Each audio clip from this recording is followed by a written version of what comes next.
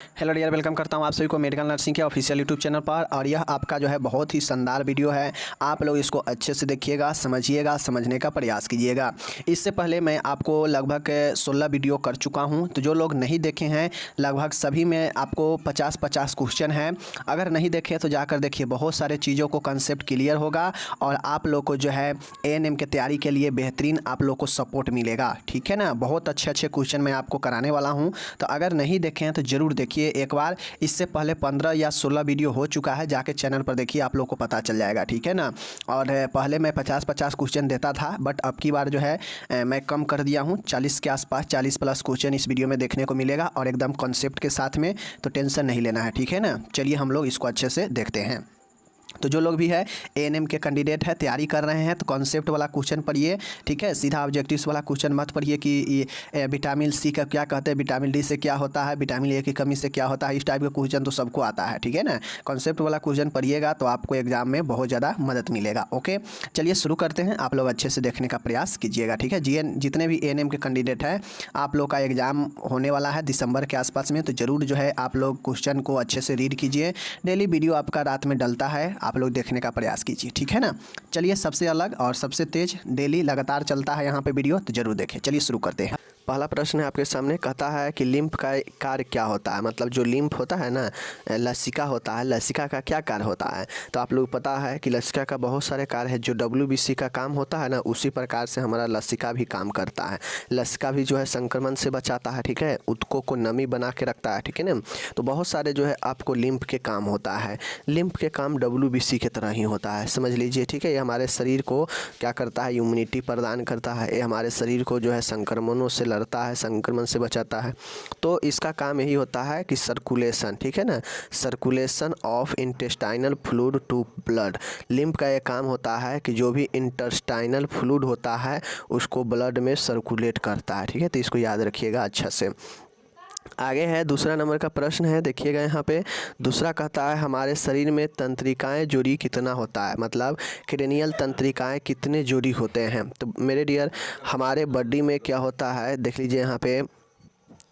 हमारे बॉडी में क्या होता है कि CN होता है। ठीक है, एक होता है PNS पेरीफेरल होता है, और एक होता है सेंट्रल CNS होता है। ठीक है ना, तो ये जो CN होता है इसी को क्रेनियल नर्व कहते हैं। और ये क्रेनियल नर्व जो पेयर में पूछेगा तो यह 12 पेयर में होता है। ठीक है, जिसमें अलग अलग पेयर है। कोई सूंघने के लिए काम आता है, कोई सुनने के लिए, कोई देखने के लिए। ठीक है, बहुत सारे जो है आपके क्रेनियल नर्व होते हैं। तो यही जो है हमारा कुल 12 जोड़ी में होता है। ओके, आगे देखिए। तीसरा प्रश्न है, कहता है फेफड़ों के बाहरी रूप से द्वारा अवतरित होते हैं। मतलब फेफड़ा जो है बाहरी रूप से किसके द्वारा अवतरित मतलब कवर्ड होता है। कवर मतलब ढकना, अवतरित होना। ठीक है ना, तो फेफड़ों के बाहरी रूप, फेफड़ा जो होता है आपको पता है कि जैसे ये फेफड़ा है, तो फेफड़ा के बाहर एक लेयर होता है जिसे हम लोग प्लूरा कहते हैं। ठीक है, प्लूरा। और फेफड़ा और प्लूरा के बीच में जो स्पेस होता है इसे प्लूरल स्पेस कहते हैं। ठीक है, इसी में अगर मवाद वगैरह अगर भर जाता है तो इसको हम लोग प्लूरल इफ्यूजन कहते हैं। समझ गए ना, तो यही जो है फेफड़ा के बाहर जो एक लेयर होता है, अवतरित होता है, वह प्लूरा नाम से होता है। ठीक है, तो ऑप्शन नंबर बी राइट होगा। ओके, चौथा है शरीर में डैश कुल अस्थियां होती है। ठीक है ना, शरीर में कुल कितने अस्थियां होती है। तो शरीर में कुल 206 अस्थि होती है, आपको पता है। लगभग 639 के आसपास हमारा मस्कुलर मांसपेशी होते हैं। बच्चे में कहेगा तो 300 हड्डी होते हैं, इस चीज़ को ध्यान में रखिएगा। ठीक है, बात करेगा कि फेस, चेहरे में कितने हड्डी होते हैं, तो 14 हड्डी होते हैं। ठीक है ना, खोपड़ी में कितने होते हैं, 8 होते हैं, इसको आप लोग ध्यान में रखिएगा। ठीक है, बहुत इंपॉर्टेंट। शरीर के सबसे बड़ी हड्डी कौन है, फीमर है, जांघ का, इसको याद रखिएगा। सबसे छोटी हड्डी की बात करेगा तो स्टेपिज होता है, सबसे छोट हड्डी होता है स्टेपिज, कान के, इसको भी याद रखिएगा। ओके, चलिए, तो ये से संबंधित क्वेश्चन मैंने बता दिया। आगे चलिए, पांचवा है, कहता है निम्न में से एक वेक्टर जनित रोग है। वेक्टर का मतलब होता है जो मच्छरों से वाहित हो। ठीक है ना, मच्छरों के द्वारा फैले। तो देख लीजिए, मच्छरों या मक्खी जो मच्छर जो होता है उसके द्वारा जो फैलने वाला रोग होता है, उसमें से आपके मलेरिया, डेंगू बहुत सारे होते हैं। तो इसमें ऑप्शन में देख लीजिए डेंगू ही दिया है, तो डेंगू होगा। बाकी टिटनेस किसके कारण होता है, आप लोगों को पता है, बैक्टीरिया के कारण ही होता है। यह किसके कारण होता है, क्लोस्ट्रीडियम टिटेनी, किसके कारण, देख लीजिए, क्लोस्ट्रीडियम क्लोस्ट्रेडियम टिटेनी, ठीक है ना, क्लोस्ट्रेडियम टिटेनी के कारण टिटनेस होता है, ठीक है, याद रखिएगा। हैजा किसके कारण होता है आपको पता है, विब्रियो कोलेरा के कारण हैजा होता है, कोलेरा को ही हैजा बोलते हैं। तो यह जो है विब्रियो, ठीक है ना, विब्रियो कोलेरा के कारण हैजा होता है। बाकी डिप्थीरिया आप लोग को पता है, कोरिनियम डिप्थीरियाई के कारण डिप्थीरिया होता है, कोरिनियम डिप्थीरियाई के कारण डिप्थीरिया होता है। ये सब याद रखिएगा, हम बता रहे हैं, बहुत इंपॉर्टेंट है। छठा नंबर का प्रश्न है, निम्न को माइक्रोबायोलॉजी का जनक कहा जाता है। तो माइक्रो सूक्ष्म जीव विज्ञान का जनक किसे कहा जाता है आपको पता है, एंटोनी वान लुवेनह्यूग को कहा जाता है, ऑप्शन नंबर डी। बात रहा यहाँ पे लुई पास्चर को, तो लुई पास्चर जो है वह रेबीज के टीके का खोज किया था, आप लोग को पता है, और यह माइक्रोबायोलॉजी में भी योगदान दिए थे, ठीक है। तो ये लुई पास्चर रेबीज के टीके का खोज और माइक्रोबायोलॉजी में भी अपना योगदान दिए थे लुई पास्चर, ठीक है ना। उसके बाद आप लोग को पता है एंटोनी वान लुवेनह्यूग, यह माइक्रोबायोलॉजी के जनक के रूप में कहे जाते हैं, ठीक है। उसके बाद जोसेफ लिस्टर आप लोग को पता है, यह सर्जरी को जो है क्या किया था, प्रतिपादित किया था।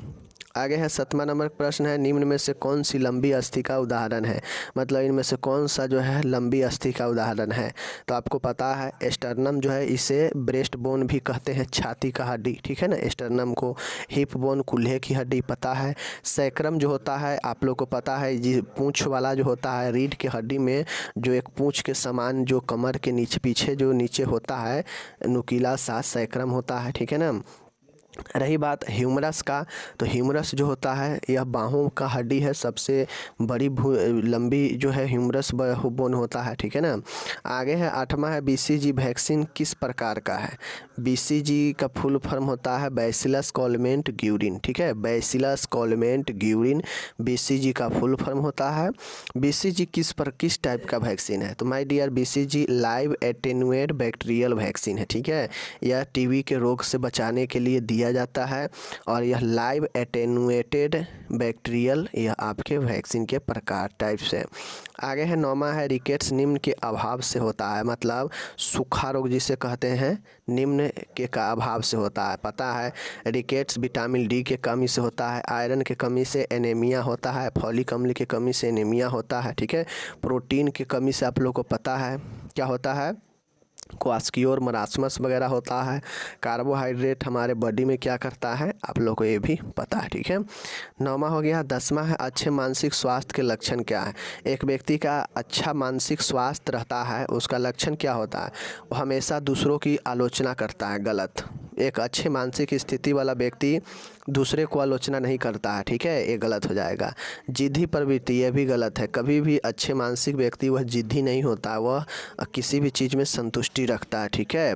संवेगों पर नियंत्रण, ये सही बात है, कोई भी व्यक्ति जिसका मानसिक स्थिति ठीक है वह अपने इमोशनल अपने संवेग पर नियंत्रण रखता है, कंट्रोल रखता है, ठीक है। हमेशा ख्याली दुनिया में रहना गलत, हमेशा कल्पना में रहना ये गलत हो जाएगा, इसलिए ऑप्शन नंबर सी हो जाएगा। ओके। 11 है, निम्न के अतिरिक्त सभी अंतर्द्वंद को कम करने के उपाय है। अंतर्द्वंद को कम करने का उपाय इसमें से कौन है, तो आप लोग को पता है, देखिए तो यहाँ पे देख सकते हैं, जैसा कि आप लोगों को पता है कि अंतर्द्वंद कॉन्फ्लिक्ट जो होता है, आप लोगों को पता है अंतर्द्वंद क्या होता है कि अंतर मतलब अंदर ही अंदर दो तरीके के द्वंद्व चले, दो तरीके की भावना एक ही समय पर, एक पॉजिटिव हो एक निगेटिव हो, एक कहता हो आगे बढ़ो और एक कहता हो पीछे चलो, तो यही अंतर्द्वंद होता है। व्यक्ति निर्णय नहीं ले पाता है कि आगे जाए कि पीछे जाए, तो ही अंतर्द्वंद होता है, जिसके फलस्वरूप व्यक्ति में चिंता उत्पन्न होता है, डर लगता है, ठीक है ना। तो अंतर्द्वंद एक मानसिक विकार है, ठीक है। जो होता है ये है कि इसमें इन सब के तो जो है आप कम कर सकते हैं, दूसरा रास्ता निकालना, इससे भी कम सकते हैं, लक्ष्य में बदलाव करके ये भी कम कर सकते हैं, ठीक है। रुकावट को दूर, जो काम रुका हुआ है इसको दूर करके आप कम कर सकते हैं। तो ये सब तो प्रॉपर इसका जो है कम करने का उपाय है ही, बट कह रहा है कि इसमें अंतर्द्वंद इन सभी के अलावा कौन है जो एक और उपाय है जो कम कर सकता है? तो निर्णय न लेना।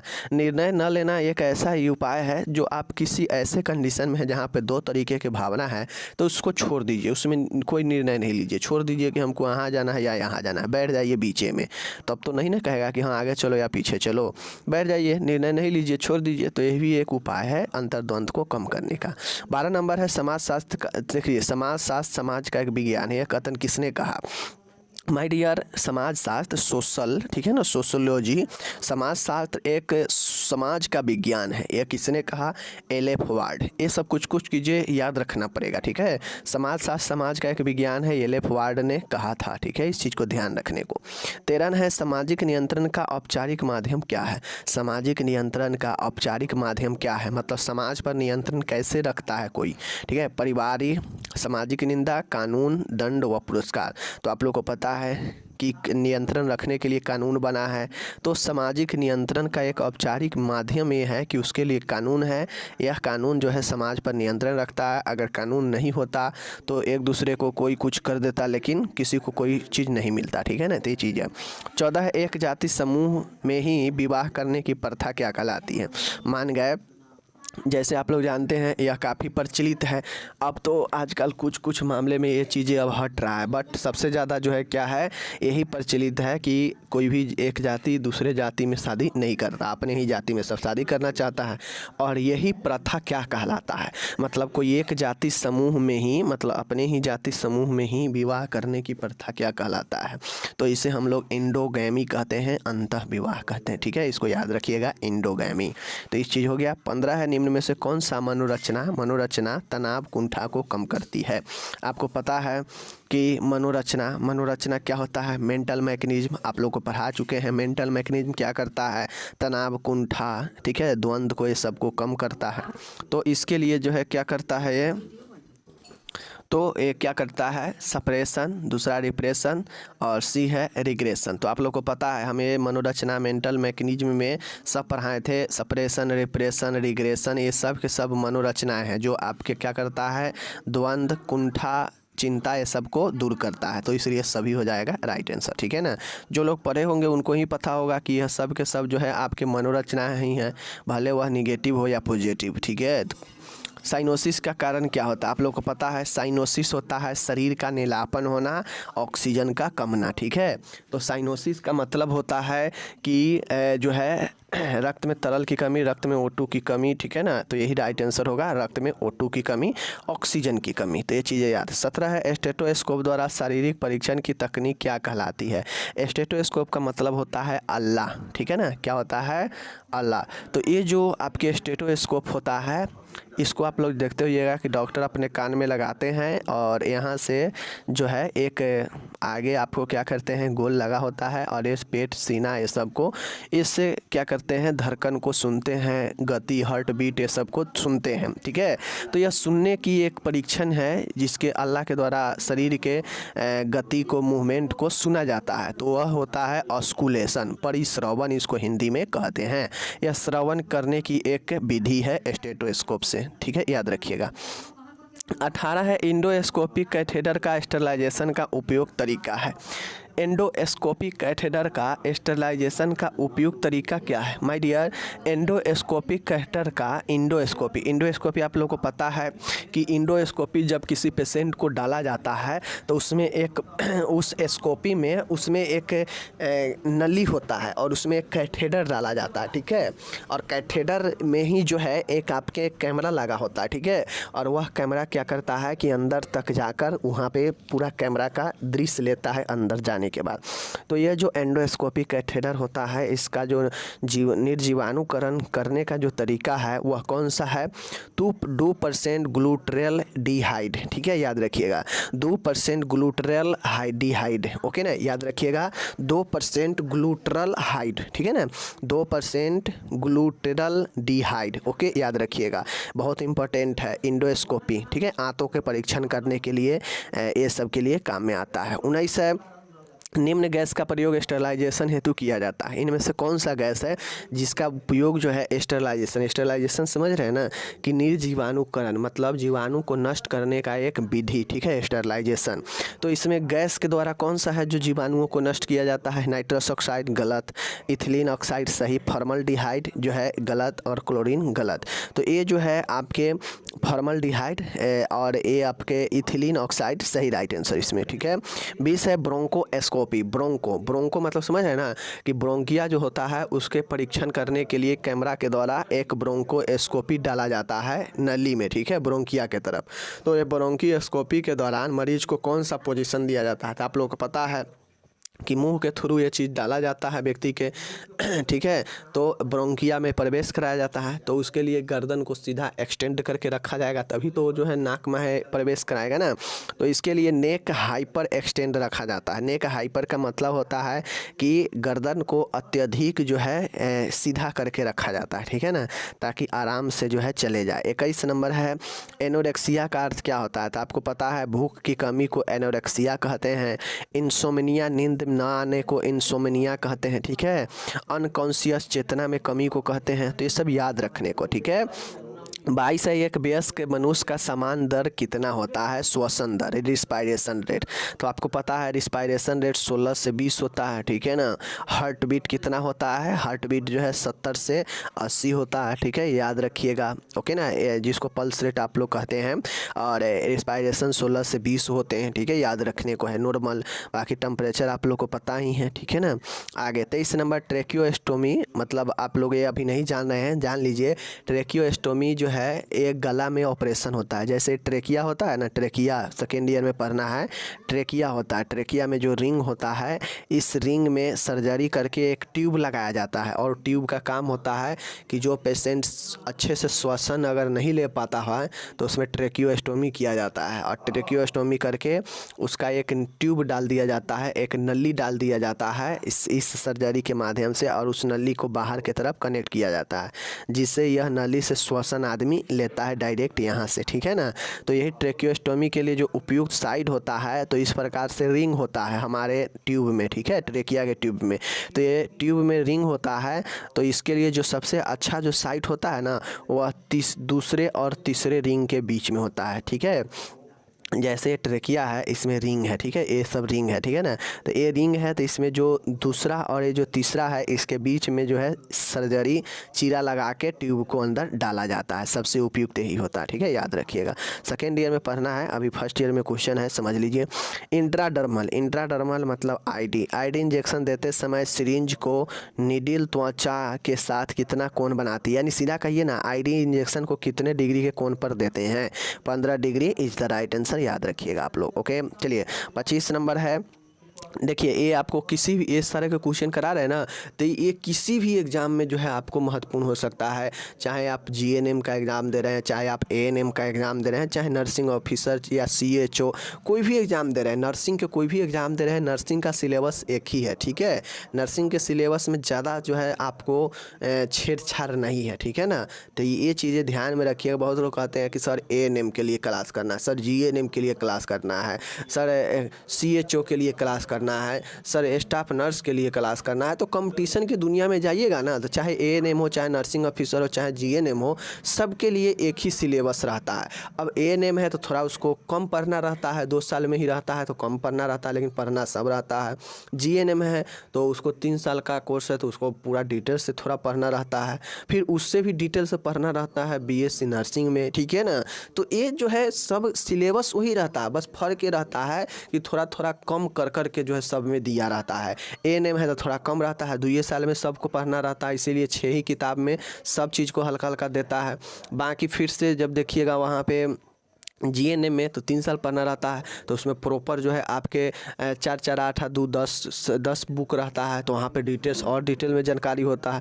तो लेकिन सिलेबस सबका एक ही रहता है, समझ गए ना। देख लीजिएगा उल्टा के, एएनएम हो, जीएनएम हो, बीएससी नर्सिंग हो, उसी सिलेबसवा को इधर से उधर लमरा चमरा के बड़ा किया गया है, ठीक है। तो ये मत समझिएगा कि एएनएम के लिए अलग, जीएनएम की अलग। हाँ, ये बात ज़रूर है, अगर जीएनएम वाले का अगर एएनएम वाला फॉलो करेगा तो उसको ज़्यादा नॉलेज हो जाएगा, क्योंकि एएनएम एएनएम को कम पढ़ना है लेकिन जीएनएम को ज़्यादा है, और जीएनएम वाले का अगर सिलेबस को फॉलो करके एएनएम वाला चलेगा तो उसको भरपूर नॉलेज होगा, क्योंकि उसको विस्तृत से पढ़ना है, ठीक है ना, ये चीज़ है। बाकी विश्व एड्स दिवस कब मनाया जाता है आप लोगों को पता है। एड्स दिवस 1 दिसंबर को मनाया जाता है, पता है आप लोग को, ठीक है ना। आगे चलते हैं। 26 है, कहता है यहाँ पे नवीनतम राष्ट्रीय स्वास्थ्य नीति की घोषणा कब की गई, मतलब सबसे नए जो राष्ट्रीय स्वास्थ्य नीति है उसकी घोषणा कब की गई बताना है। तो जो नए हाल ही में जो राष्ट्रीय स्वास्थ्य नीति लागू की गई वह 2017 था, ठीक है, याद रखिएगा 2017। ये भी क्वेश्चन से पूछता है। आरसीएच कार्यक्रम किस वर्ष लॉन्च किया गया। माय डियर, आरसीएच कार्यक्रम जो है 1997 से 98 में जो है आपके लॉन्च किया गया, ठीक है ना। राइट आंसर आपका जो है 1997 इज द राइट आंसर, याद रखिएगा। आरसीएच का फुल फॉर्म क्या होता है, रिप्रोडक्टिव चाइल्ड हेल्थ होता है, रिप्रोडक्टिव चाइल्ड हेल्थ होता है, ठीक है, शिशु प्रजनन स्वास्थ्य, ठीक है ना, याद रखिएगा। ये हो गया आपका है। 28 नंबर है, कहता है UIP universal immunisation programme, UIP किस वर्ष लॉन्च किया गया। यह टीकाकरण है, ठीक है। देखिए पूरे विश्व की बात करेगा तो 1978, समझ गए, 1978 में पूरे विश्व में लागू हुआ एक साथ। लेकिन बात करेगा अगर इंडिया में प्रॉपर, तो इंडिया ने यूआईपी को जो अपनाया वह 1985 में, ठीक है, याद रखिएगा, यूनिवर्सल इम्यूनाइजेशन प्रोग्राम। ओके। 29 है, विश्व स्वास्थ्य संगठन का मुख्यालय कहाँ है। WHO वर्ल्ड हेल्थ ऑर्गेनाइजेशन का मुख्यालय कहाँ है, जेनेवा स्विट्जरलैंड। बाकी जो WHO का आप लोग को पता है कि WHO जो है स्थापना कब हुआ, तो आप लोग को ये भी पता होनी चाहिए, मैं पढ़ा चुका हूँ इससे पहले, कमेंट करके आप लोग ज़रूर बताइए।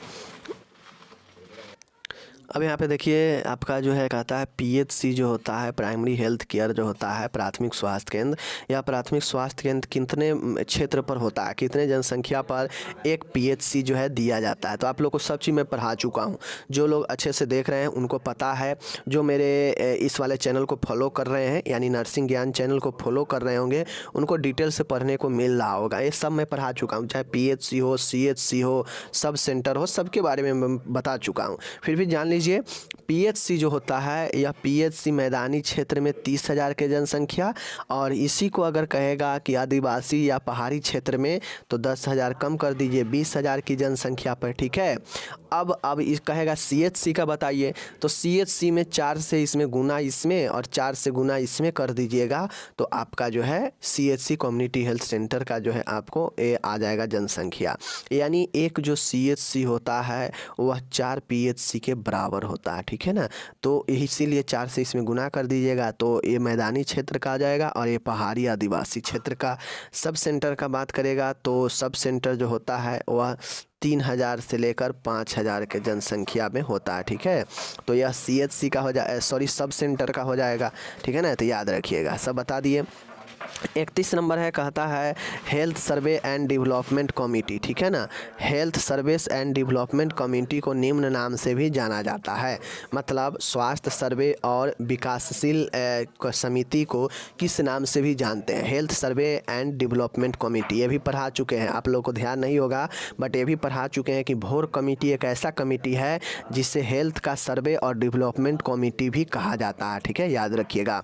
32 नंबर है कि कहता है national vector borne disease control programme में निम्न रोग की रोकथाम नियंत्रण किया जाता है। तो अभी ऊपर आपको पढ़ाए हैं कि वेक्टर डिजीज में कौन कौन आता है, किसके कारण वेक्टर बोर्नी डिजीज होता है, तो जिसके कारण होगा वो सब के सब इसके अंदर आ जाएगा इस कंट्रोल प्रोग्राम में, ठीक है ना। तो देख लीजिए ऑप्शन में क्या क्या दिया है, मलेरिया, डेंगू, कालाजार सभी। तो कालाजार भी एक फीवर है, डेंगू भी फीवर है, मलेरिया भी फीवर है, और यह सब के सब जो है आपके मच्छर के काटने से ही होता है, वेक्टर बोर्न डिजीज के अंदर ही यह सब आ जाएगा, इसलिए सभी को सभी कंट्रोल किया जाएगा इस प्रोग्राम के अंदर, ठीक है। तो इसलिए ऑप्शन नंबर डी राइट हो जाएगा, ठीक है। आपका यहाँ पे हो गया 32 नंबर हो गया। 33वां नंबर है, सीरियल यहाँ पे गड़बड़ हो गया है, ये 33 नंबर होगा, ध्यान में रखिएगा, ठीक है ना। 33 है, भारत सरकार द्वारा राष्ट्रीय इम्यूनाइजेशन शेड्यूल, नेशनल इम्यूनाइजेशन मतलब राष्ट्रीय टीकाकरण सारणी में शामिल किया गया टीका कौन सा है, रोटा वायरस, जापानी एन्सेफेलाइटिस और IPV। तो माय डियर, जो भारत सरकार द्वारा जो राष्ट्रीय इम्यूनाइजेशन शेड्यूल में शामिल किया गया जो टीका है, रोटा वायरस, जापानी एन्सेफेलाइटिस, IPV। तो आप लोगों को पता है, प्रश्न था 33 प्रश्न। हम मिलेंगे आपसे अगले वीडियो में, अपना ख्याल रखिएगा, धन्यवाद।